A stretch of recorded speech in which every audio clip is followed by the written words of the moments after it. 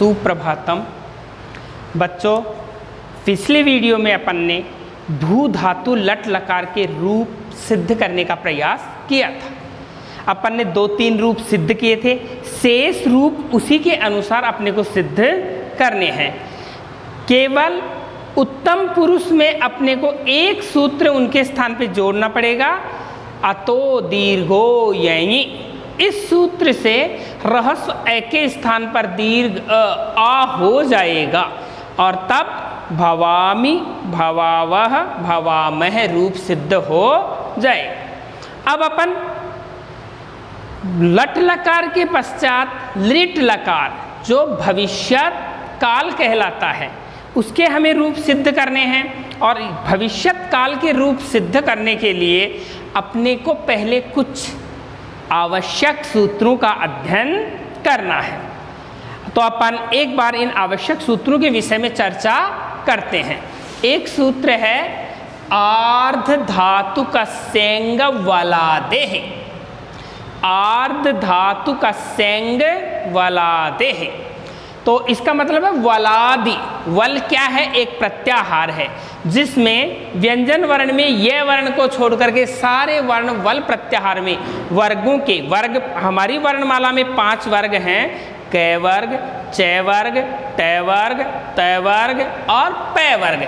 तो वर्गों का पहला, दूसरा, तीसरा, चौथा और 5वां वर्ण, इसके अलावा र, ल, व, स, स और है, इन वर्णों, ये वर्ण जिसमें होते हैं उसे वलादि कहते हैं। तो आर्ध धातु का सेंग वलादे का मतलब वलादि आर्ध धातु के आदि में, आर्ध धातु क्या? प्रत्यय। वलादि आर्ध धातु के आदि में, आदि का मतलब प्रारंभ। 2 शब्द आएंगे, एक आदि और एक अंत। तो वलादि आर्ध धातु के आदि में, प्रारंभ में आता है। यदि किसी आर्ध धातु के आदि में वल प्रत्याहार का कोई वर्ण आता है तो आर्ध धातु से इट का आगम होता है। तो उस वलादि आर्ध धातु को किसका आगम होगा? इट का। 2 चीजें मैंने आपको पहले भी बताई थी कि 2 शब्द हमारे यहाँ आएंगे, एक होता है आगम और एक होता है आदेश। एक होता है आगम और एक होता है आदेश।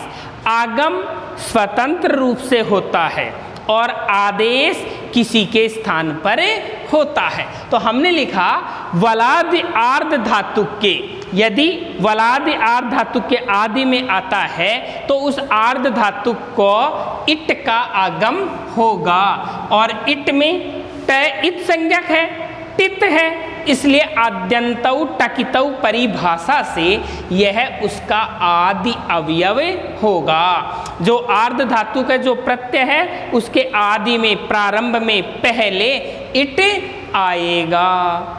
तो ये इसका सामान्य अर्थ है। आर्ध धातु का सेंग वलादे, जो आर्ध धातु प्रत्यय जिसमें वलादि प्रत्याहार का कोई वर्ण है, यदि वो परे है और आदि में वलादि प्रत्याहार का वर्ण है तो उस आर्ध धातु को इट का आगम होगा। इट में ट इत संज्ञक है, इसलिए टित होने के कारण वह उस वलादि प्रत्यय का आदि अवयव बनेगा। दूसरा सूत्र है शैतासी री लुटो हो। शैतासी री लुटो हो। लिंग लिट, लिंग लिट और लुट परे होने पर, लिंग लिट और लुट ये तीनों क्या हैं? लकार हैं। ये लकार यदि बाद में हैं तो इन्हें क्रमशः श और तासी प्रत्यय होते हैं। सूत्र अपने आप में थोड़ा सा अधूरा है कि किसको श होगा और किसको तासी होगा, तो इसका फिर पूर्ति करते हैं। इनमें यदि लिंग और लिट परे है तो श प्रत्यय होगा, और लुट परे है तो तासी प्रत्यय होगा। हमें ध्यान रखना है, लिंग लिट और लुट परे होने पर इन्हें श और तासी प्रत्यय होते हैं, जिनमें लिंग और लिट परे होने पर श प्रत्यय होता है और लुट परे होने पर तासी प्रत्यय होता है। तीसरा सूत्र है, अपन बहुत से लकार छोड़ के आ रहे हैं बीच में, क्योंकि हमारे पाठ्यक्रम में केवल 5 लकारों का अध्ययन ही है। भू धातु 5 लकारों में ही पढ़ाई जाएगी, शेष लकार आवश्यकता पड़ने पर अपना अध्ययन करेंगे।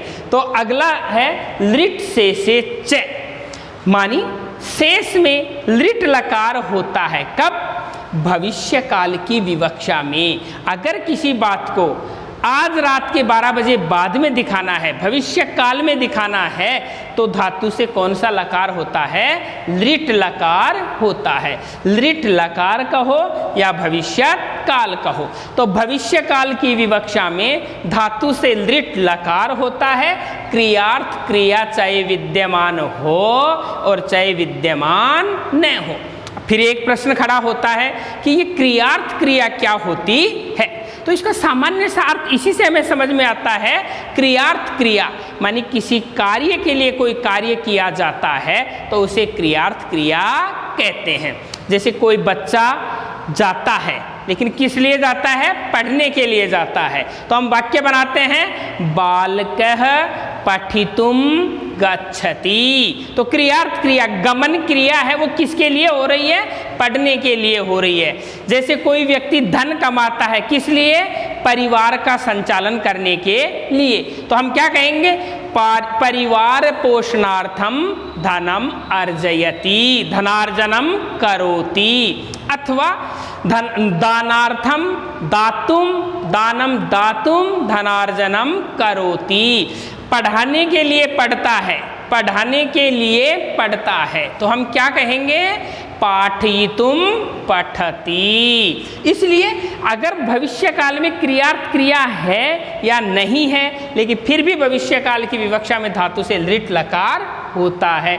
जैसे पठितुम गच्छामि, पठितुम गच्छति। इसी प्रकार से अहम पठिष्यामि, यहाँ क्रियार्थ क्रिया नहीं है लेकिन फिर भी लिट लकार है, इसलिए लिट से च भविष्य काल की विवक्षा में धातु से लिट लकार होता है। और एक सूत्र है आर्ध धातुकम शेष है।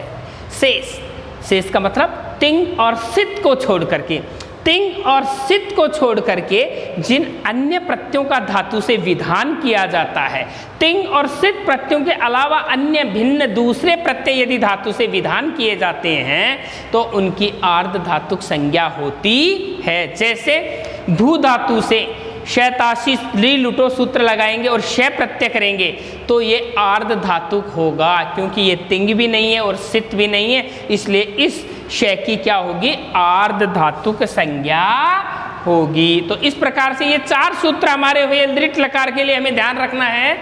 आर्ध धातुक सेंग वलादे है, शैतासी ली लुटो हो, लिट से च आर्ध धातुकम शेष है। अब अपन को भू धातु लिट लकार के रूप अपन याद कर लेते हैं, क्योंकि कल अगले वीडियो में अपन भू धातु लिट लकार के रूपों के विषय में चर्चा करेंगे, किस प्रकार से हमें वो रूप सिद्ध करने हैं।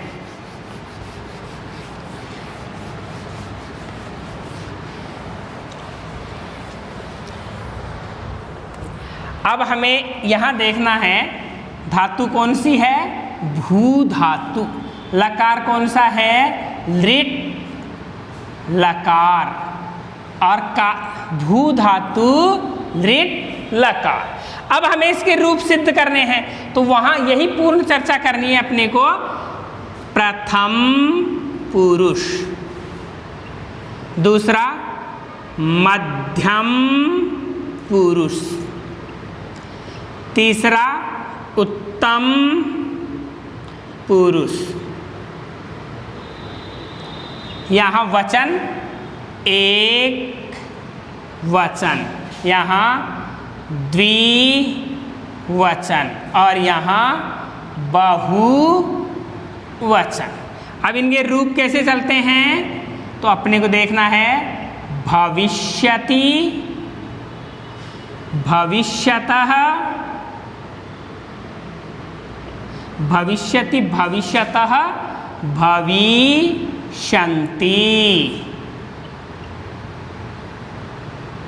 फिर भविष्यसि, भविष्यतः,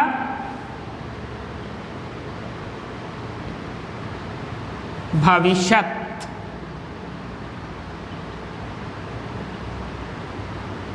फिर भविष्यामि, भविष्यावः और भविष्यामः।